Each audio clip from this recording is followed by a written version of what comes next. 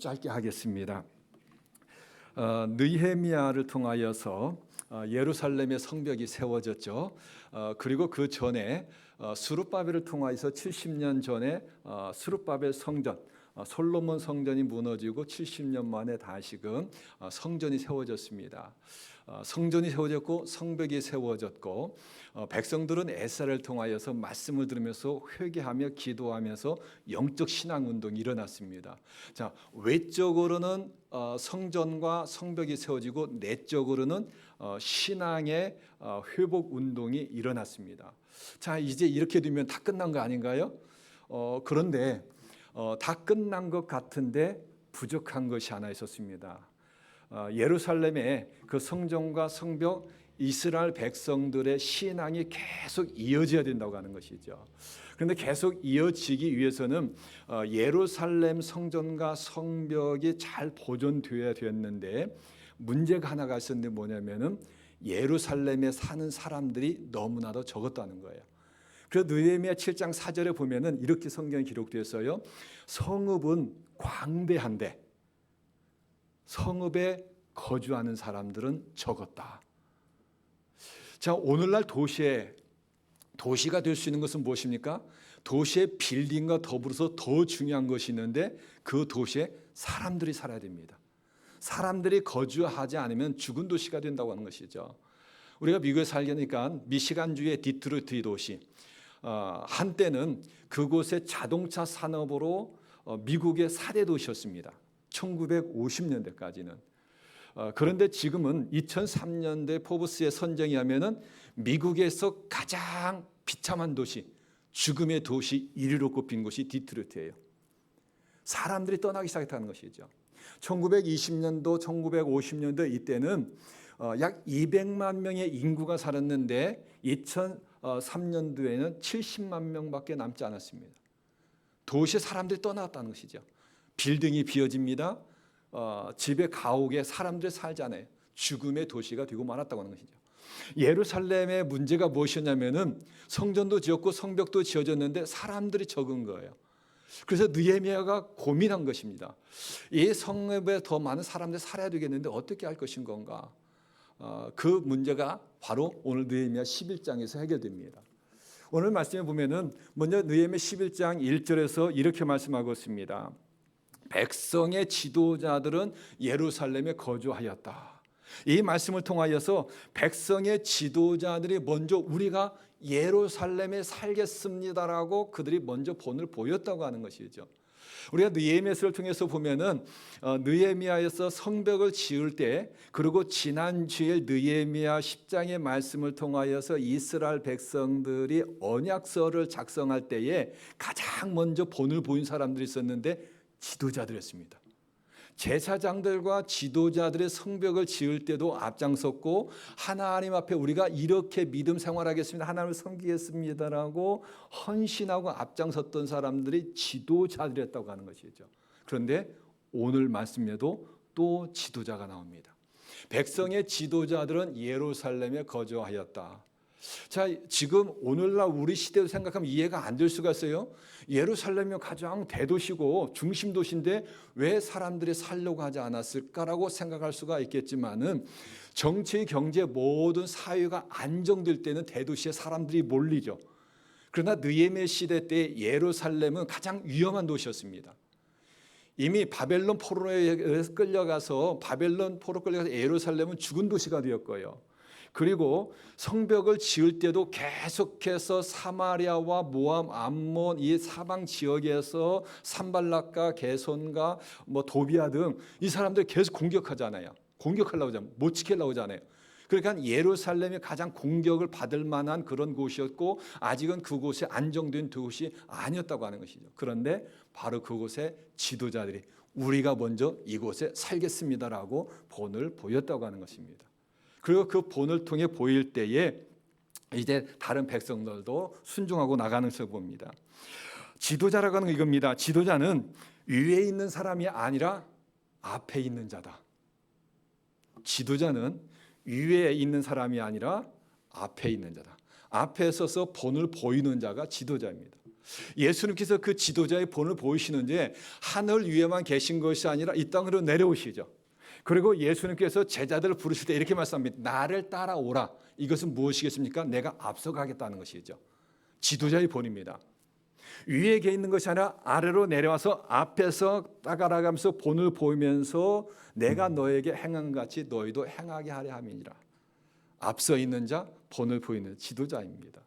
그런데 지금 백성의 지도자들이 바로 그러한 본을 보였다고 하는 것이죠.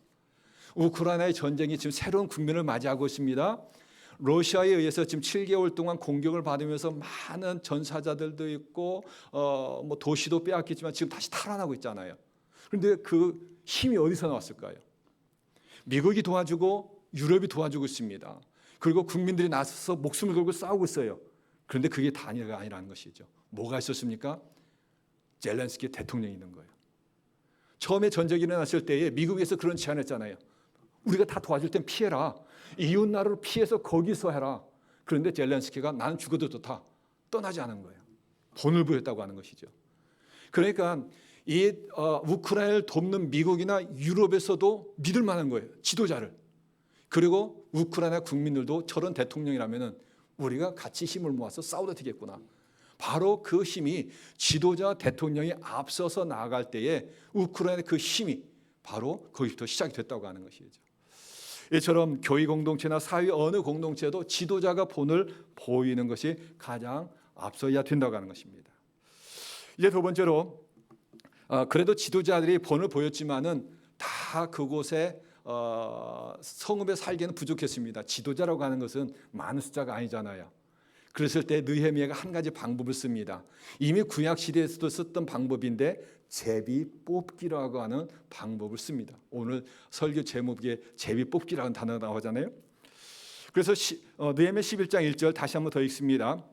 백성의 지도자들은 예루살렘에 거주하였고 그 남은 백성은 제비 뽑아 10분의 1은 거룩한 성 예루살렘에서 거주하게 하고 10분의 9는 다른 성읍에 거주하게 하였으며, 이제는 그 성읍에 들어가서 살 사람들에게 백성들이 안 들어가는 거예요. 바벨론 포로에서 돌아왔을 때 사람들이 어디로 가겠습니까? 자기 고향으로 가죠. 예루살렘 성은 아직 위험한 지역입니다. 그리고 자기 살던 곳이 아니에요. 부모들이 살던 지역이 아니에요. 그래서 부모들이 살았던, 우리 할아버지 할머니가 살았던 고향으로 갔다고 하는 것이죠. 그러니까 예루살렘의 성에 표적할 때에 이제 백성들 지도자의 본을 보이자 느헤미야가 이제 그러면 제비 뽑기를 하겠다 했을 때 백성들이 거기에 다 순종합니다. 그리고 10분의 1을 뽑았을 때에 바로 그들이 이제 그 순종하고 그곳에 갔다고 하는 것이죠. 잠언 16장 33절을 보면 이렇게 말씀하고 있습니다. 제비는 사람이 뽑으나 모든 일을 작정하기는 여호와께 있느니라. 그러니까 백성들이 이걸 믿은 거예요. 제비는 느헤미야가 뽑지만은 내가 뽑혔을 때 재수없게 뽑힌 내가 아니라 내가 이 고향을 어떻게 떠나 저기에 가지? 그것이 아니라 하나님께서 작정하셨다라고 하는 그 믿음의 고백 속에 그들이 순종하고 갔다고 하는 것이죠. 신약 성경에도 보면은 제비 뽑기하는 중요한 장면이 하나 있죠. 사도행전 1장에 보면 가룟 유다 대신에 12번째 제자를 뽑을 때에 바로 그때 제비 뽑기합니다. 베드로가 함께 120명과 열심히 기도하고 이렇게 말합니다. 우리와 항상 함께 다녔던 사람 중에 예수 그리스도의 부활을 전할 사람을 제비 뽑읍시다. 그럴 때에 그 두 사람을 배수공천하죠. 우리 교수님 배수공천하는데 그 배수공천하고 거기서 제비를 뽑아서 마띠아를 뽑습니다. 그때도 제비 뽑기에 순종했다고 하는 것이죠.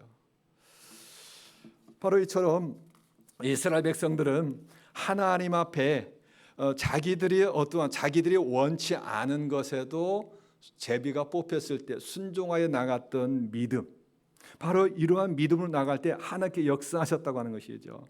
우리가 인생을 살면서 항상 내가 좋아하는 것만 살 수는 없습니다. 그렇지 않아요? 학생들이 다 공부하기 좋아하나요? 아니에요. 그래도 공부를 해야 되는 거예요. 억지라도 해야 되는 거예요. 운동도 마찬가지입니다. 다 좋아하지 않습니다. 그러나 건강을 위해서 운동이 필요합니다. 직장 생활도 마찬가지. 얼마나 힘드세요? 아마 일주일 동안 정말 힘들 거예요. 사업도 힘들고 사업 운영하시면 사업 힘들 거고요. 직장에서 일하시는 분들은 때에 따라 자존심도 상할 것이고요. 정말 때려치고 싶을 때가 많이 있을 것입니다. 그래도 어떻게 해요? 꾹 참고 하는 것이죠. 살아야 되고 또 나의 삶의 일부분이니까. 신앙도 그러합니다. 항상 기쁨만으로만 섬길 수 없다고 하는 것이죠. 때로는 오해도 받을 수가 있고요. 내가 희생도 해야 되고 더 섬겨야 돼요. 그런데 신앙이 무엇이겠어요? 내가 고생도 하고 오해도 받고 그렇지만은 내가 주어진 그 일에 기쁨으로 섬기는 것입니다. 억지로 십자가를 졌으나 축복받은 사람이 있죠. 구레네 시몬입니다. 예수님께서 십자가를 지시고 골고다 언덕에 올라가실 때 계속 쓰러져요. 로마 군인이 도저히 안 되겠다 싶어서 한 사람을 십자가 지게 했는데 구레네 시몬이죠. 그 구레네 시몬에 대해서 어떻게 나오는지 아십니까? 로마서 16장에 보면 사도 바울이 마지막 장에서 여러 사람들에서 언급하면서 이런 얘기를 합니다. 나의 어머니 같은 분이 있었다. 그런데 나의 어머니가 누구냐면은 구레네 시몬의 아내였습니다. 구레네 시몬의 아내를 나의 어머니라고 이야기합니다. 사도 바울이. 억지로 진 십자가였지만은 억지로 진 그 십자가를 지고 왔을 때 그 아들 알렉산더와 루포가 초대교회 귀한 믿음의 사람들이 되고요. 그 두 아들이요. 그리고 그의 아내는 어쨌든 그러니까 시몬과 아내는 사도 바울의 부모와 같은 그러한 믿음의 어른이 되었다고 하는 것입니다. 10분의 1로 뽑힌 사람들, 억지로 뽑힌 사람들이에요. 가기 싫었을 것입니다. 그런데 그들 순종하고 갈 때에 하나님께서 그들을 통해서 예루살렘을 세워갔다고 하는 것이죠. 자, 이제 세 번째 사람입니다. 세 번째 사람은 자원한 사람들인데 느헤미야 11장 2절입니다. 예루살렘에 거주하기를 자원하는 모든 자를 위하여. 지도자들이 있었고요. 그리고 10분의 1 제비 뽑힌 사람들의 순종이 있었고요. 그런데 한 부류의 사람들이 더 있었습니다. 우리도 가서 살겠습니다. 자원했다고 하는 것이죠. 바로 그럴 때에 그 예루살렘은 든든히 세워져 간 것을 보게 됩니다. 출애굽기 36장에 보면 이스라엘 백성들이 성막을 지을 때에 그 성막 처음 광야에서 성막을 짓는데 광야에서 무슨 재료를 얻을 수가 있겠어요? 그런데 성막을 짓는데 전혀 어려움이 없었어요. 올해 성막을 짓는데 방해가 하나 있었는데 너무나도 백성들이 자원하는 사람들이 많았습니다. 그래서 부사렐과 오홀리압이 모세를 찾아가 부탁합니다. 제발 백성들이 더 이상 못 오게 하십시오.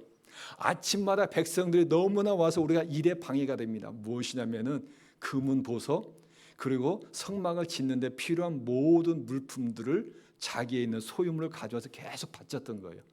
너무나 가져오니까 제발 좀 그만 가져오게 해달라고. 그래서 그만 가져오게 합니다. 그리고 성막을 완성시킵니다. 이처럼 자원하는 사람들을 통하여 하나님께서 하나님의 일을 이루어 가셨다고 하는 것이죠. 인도의 빈자의 성녀에 불렸던 마더 테레사는 아침이면은 이렇게 했다고 합니다. 베개 위에다가 십자가를 놓으면서 이렇게 이야기했다고 합니다. 주님, 이제는 주님이 쉬세요. 제가 가서 일할게요. 잠을 자고 일어난 마더 테레사가 하루 일을 시작할 때 십자가를 상징적으로 놓으면서 예수님, 이제 예수님이 쉬세요. 제가 가서 일할게요. 자원하는 마음으로 정말 그 어려운 것 생명 다할 때까지 백성들을 섬겼다고 하는 것입니다. 오늘 정영수 선교사님을 통하여서 귀한 짧은 시간에 귀한 간증을 들었습니다. 선교사님들이 하나님의 부름을 받고 갈 때에 어떻게 남편을 만나서 선교사가 뭔지도 모르고 남편이 갈 거야? 네, 갈게요. 이것 때문에 10분의 1에 해당되는 것 같아요. 제가 보니까 선택된 거예요. 남편과 같이 만나면서 하나님께 남편을 불렀어요. 그때 남편이 자원하는 마음으로 제가 아프리카로 선교로 가겠습니다. 자원하는 남편이 있었고요. 또 남편을 만나면서 내가 마치 10분의 1처럼 제비뽑힌 그처럼 뽑혔는데 같이 순종을 떠나서 지금까지 16년 동안 귀한 사역을 하고 있는 것이고 오늘도 짧지만 귀한 만남을 갖게 된 것 아니겠습니까? 하나님께서 이루어가는 것을 통하여서 하나님의 일을 이루어 가신다고 하는 것이죠. 말씀의 결론을 맺습니다. 올해 새벽기를 통해서 하나님께서 분명히 하나님의 뜻을 이루고 싶으실 것입니다. 하나님께서 이 새벽교통을 이루시는데 세 부류의 사람들이 필요하다고 하는 것이죠. 먼저는 지도자의 본이에요. 목사의 본이 있어야 되겠고요. 우리 장로님들의 본이 있어야 되겠고요. 우리 교회 집사님들, 구역장, 사역장들 앞에 리더들이 먼저 본이 되어야 될 것입니다. 그래도 부족할 거예요. 그럼 어떻게 해요? 제비뽑기처럼 우리가 이제 뭔가 지금 공천 과정처럼 공천의 과정이 있어요. 그리고 공천의 과정에서 뽑혀요. 사실 이 교회 직분이라고 하는 것이 영광의 자리가 아니잖아요. 이게 섬기고 수고하는 자리잖아요. 그때에 10분의 1로 뽑힐 때 예, 제가 하겠습니다 라고 하는 그 순종이 있어야 된다고 하는 것이죠. 그리고 그렇지 않아도 자원하는 마음으로 예, 제가 이걸 하겠습니다. 예, 제가 이거 섬기겠습니다 라고 할 때에 우리의 새벽기를 통하여 분명 하나님께서 크게 역사해 주실 줄로 믿습니다. 여기에 있는 저와 여러분 모두 다가 정말 하나님 앞에 쓰임받는 헌신하며 나가는 죄를 다 뒤에서 아름다운 믿음의 공동체, 성령의 공동체, 하나님께서 역사하시는 우리 세빛의 공동체가 될 줄로 믿습니다. 기도하겠습니다.